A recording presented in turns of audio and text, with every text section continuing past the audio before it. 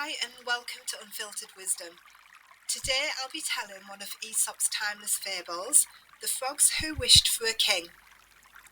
This tale is as relevant today as it was when it was first told thousands of years ago.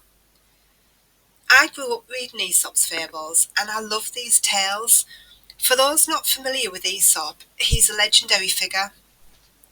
He's thought to have been born around 620 BC in ancient Greece and was thought to be of African descent and a slave. He's credited with writing more than 600 fables, which are the world's best-known collection of morality tales that have been passed down from generation to generation. So let's jump into The Frogs Who Wished for a King. Once upon a time, there was a large pond where lots and lots of frogs lived.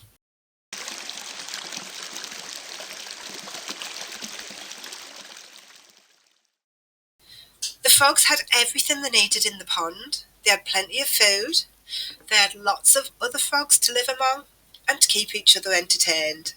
They had safety, and they had everything. But, like is often the case, they wanted more. They were bored with what they had and they wanted more.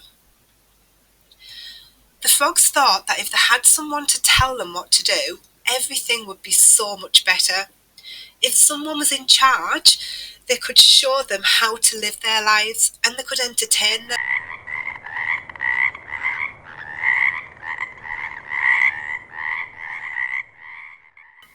So, they asked Jupiter for a king.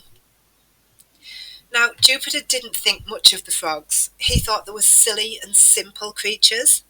He wasn't going to send a real king down to them because, you don't waste a good king on a bunch of frogs. But just to keep them happy, Jupiter threw down a big log into the pond.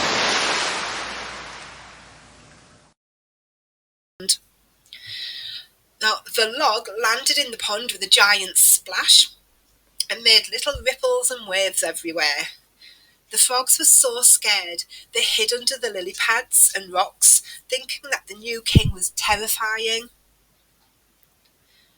The log wasn't terrifying though. It just floated in the water. It did nothing. It just floated. And gradually the frogs became curious and they peeked out to look at the log.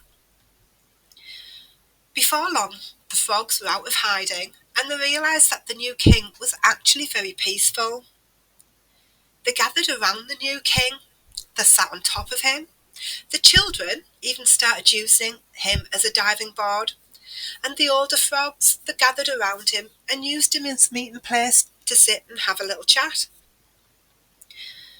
After a while though, again, the frogs, they became bored. The new king wasn't really all that great. The new king was pretty boring. He was too quiet. He didn't do much. He didn't entertain them.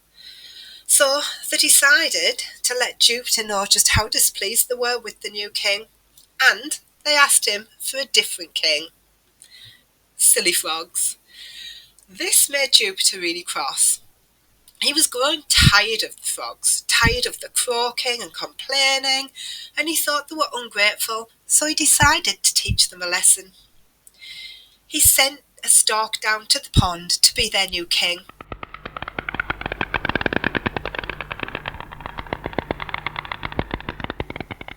Now, unfortunately for the frogs, storks eat frogs, and it quickly began gobbling up as many of the frogs as it could. The frogs soon realised what fools they'd been, and they asked Jupiter to take the stork away. But Jupiter, he was not in the mood for the frogs. He thought they were rude, he thought they were silly, and he told them, "I gave you what you asked for, you only have yourselves to blame."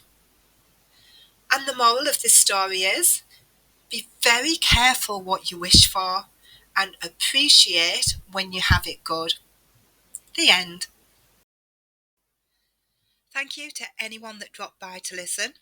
I'd love to hear what your favourite tale is, so please let me know in the comments, especially if it's an unusual one or even an old classic. If you enjoyed this tale, please like and subscribe for future fables by Aesop and other stories. Take care now, see ya in a bit.